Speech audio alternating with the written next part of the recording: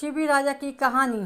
शिबी उसी देश का राजा था। एक दिन राजा एक सभा में बैठे थे। उसी समय कबूतर उड़ता हुआ आया, एक कपड़े में राजा की गोद में जाकर छिप गया। कबूतर बहुत डरे हुए थे। राजा ने प्यार से उस पर हाथ हिलाया। कुछ देर बाद एक गिद्ध कबूतर के पीछे उड़ता हुआ आया, राजा के सामने बैठ गया। गिद्ध आदमी की तरह बोलने लगा, आप न्यायप्रिय राजा, किसी का भोजन नहीं छीनना चाहिए, यह खाने योग्य है, आपने उसे जान दिया। कबूतर मेरा भोजन है। राजा शिबी ने कहा, आप मनुष्य की भाषा बोलते हैं, यह कोई साधारण पक्षी नहीं होना चाहिए। तुम जो भी हो, यह कबूतर मेरे पास आया, इसलिए मैं समर्पण नहीं छोड़ सकता। गिद्ध ने कहा, मुझे बहुत भूख लगी है, तुम मेरा खाना क्यों छीन रहे हो और मेरी जान ले रहे हो। राजा शिबी ने कहा, तुम कोई भी हो, मांस खाकर अपनी भूख मिटा सकते हो, आपको कबूतर को मारने की जरूरत नहीं है।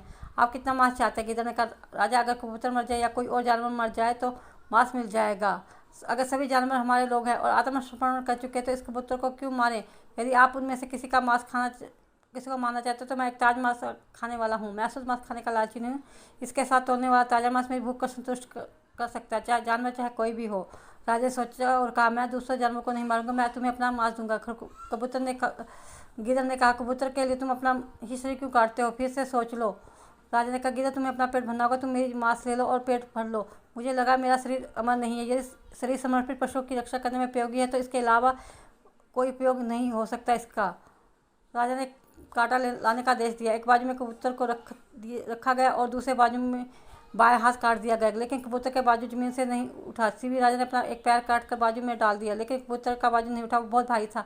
भले ही शिबी राजा का शरीर खून से लथपथ था, लेकिन उसके दर्द नहीं हो रहा था। अब वह स्वयं पारे में बैठ गए और गिद्ध से कहा, तुम मुझे खाओ और अपनी भूख मिटाओ।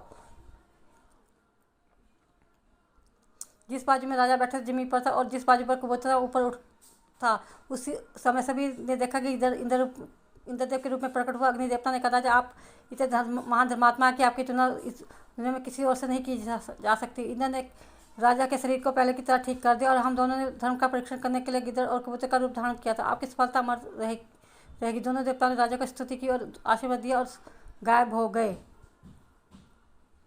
सीख, सत्य की राह और अपने न्यायपूर्ण स्वभाव से कभी पीछे नहीं हटना चाहिए। भले शुरुआत में आपको यातना मिले, लेकिन बाद में फल मीठा ही मिलेगा। धन्यवाद।